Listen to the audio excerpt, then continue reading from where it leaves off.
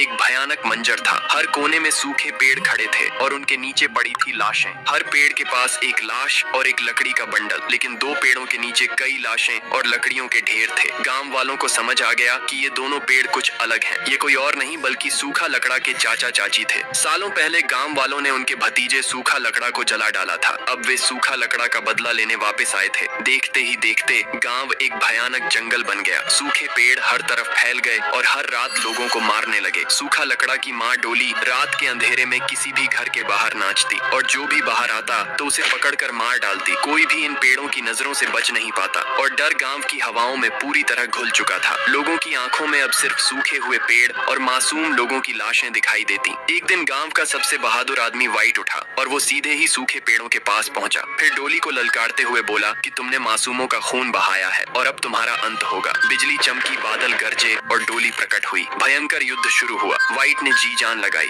लेकिन डोली की शक्तियों के सामने वो टिक ना सका। वो जमीन पर गिर गया और डोली ने उसे मार डाला। फिर डोली चिल्लाते हुए बोलती है कि अब पूरा गांव खत्म होगा। अब गांव वालों की आखिरी उम्मीद भी खत्म हो चुकी थी, लेकिन राइस्टार ने हार नहीं मानी। उसने अपने घर के बाहर लगे सीसीटीवी कैमरे चेक किए और उसमें जो देखा तो उसकी रूह कांप गई। दो सफेद पेड़ इंसानी शक्ल में उसके घर की ओर बढ़ रहे थे। अचानक कमरे की लाइट्स ऑन ऑफ होने लगती हैं और वो दोनों पेड़ अपने असली रूप में आ जाते हैं। राइस्टार घर से बाहर निकलता है। फिर उन्होंने राइस्टार को घेर लिया और बोले, अब तू भी मरेगा, फिर इस गांव में सिर्फ हमारा राज होगा। राइस्टार बोला कि एक इंसान की गलती की सजा पूरे गांव को देना सही नहीं है, लेकिन उन्होंने राइस्टार की एक नहीं सुनी और उसे मारकर बेहोश कर दिया। उसके बाद अंधेरे में डूबे हुए राइस्टार के कानों में एक जानी पहचानी आवाज गूंजी, पापा इन्हें मार दो, मैं फिर से जिंदा हो जाऊंगा। ये आवाज किसी और की नहीं बल्कि उसके बेटे सूखा लकड़ा की थी। अचानक एक तेज बिजली गिरी और राइस्टार दोबारा जिंदा हो गया। अब उसमें एक नई शक्ति थी, बेटे का प्यार और न्याय की आग। उसने एक ही झटके में दोनों दरिंदों को खत्म कर दिया। उनके मरते ही गांव का श्राप टूट गया। सूखे पेड़ मिट गए और मरे हुए लोग फिर से जिंदा हो गए। अब धारपुर एक बार फिर से जिंदा गांव बन चुका था।